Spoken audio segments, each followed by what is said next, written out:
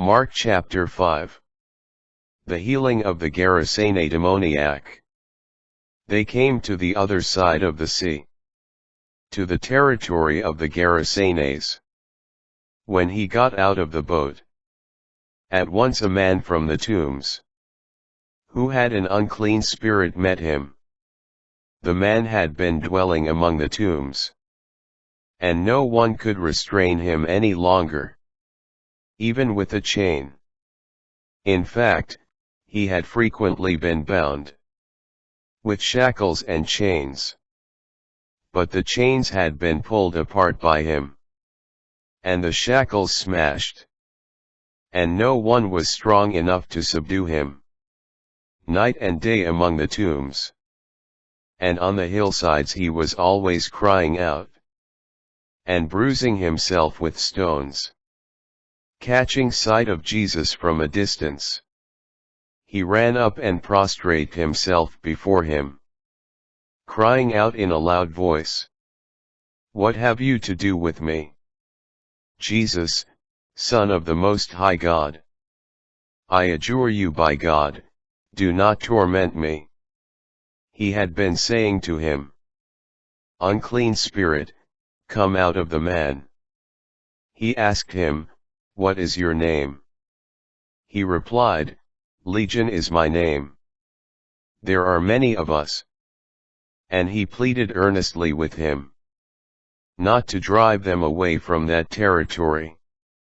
Now a large herd of swine was feeding there on the hillside, and they pleaded with him, "Send us into the swine.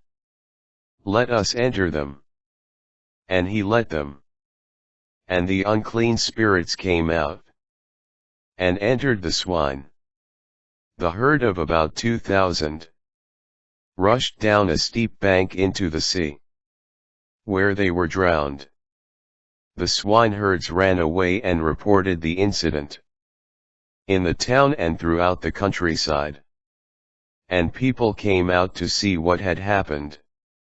As they approached Jesus, they caught sight of the man who had been possessed by Legion, sitting there clothed and in his right mind, and they were seized with fear. Those who witnessed the incident explained to them what had happened to the possessed man and to the swine. Then they began to beg him to leave their district. As he was getting into the boat, the man who had been possessed pleaded to remain with him, but he would not permit him, but told him instead, "Go home to your family, and announce to them all that the Lord in his pity has done for you." Then the man went off, and began to proclaim in the Decapolis what Jesus had done for him. And all were amazed. Jairus' daughter and the woman with the hemorrhage.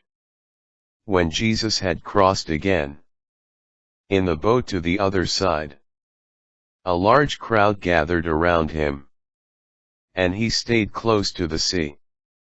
One of the synagogue officials, named Jairus, came forward. Seeing him, he fell at his feet, and pleaded earnestly with him, saying, "My daughter is at the point of death. Please, come lay your hands on her, that she may get well and live." He went off with him, and a large crowd followed him and pressed upon him. There was a woman afflicted with hemorrhages for 12 years. She had suffered greatly at the hands of many doctors, and had spent all that she had. Yet she was not helped but only grew worse. She had heard about Jesus, and came up behind him in the crowd, and touched his cloak. She said, "If I but touch his clothes, I shall be cured." Immediately her flow of blood dried up. She felt in her body that she was healed of her affliction.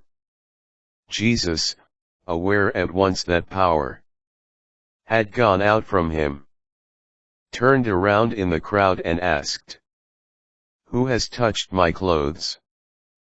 But his disciples said to him, "You see how the crowd is pressing upon you, and yet you ask, 'Who touched me?'" And he looked around to see who had done it. The woman, realizing what had happened to her, approached in fear and trembling. She fell down before Jesus and told him the whole truth. He said to her, "Daughter, your faith has saved you. Go in peace and be cured of your affliction." While he was still speaking, people from the synagogue official's house arrived and said, "Your daughter has died. Why trouble the teacher any longer?" Disregarding the message that was reported, Jesus said to the synagogue official, "Do not be afraid, just have faith." He did not allow anyone to accompany him inside, except Peter, James, and John, the brother of James.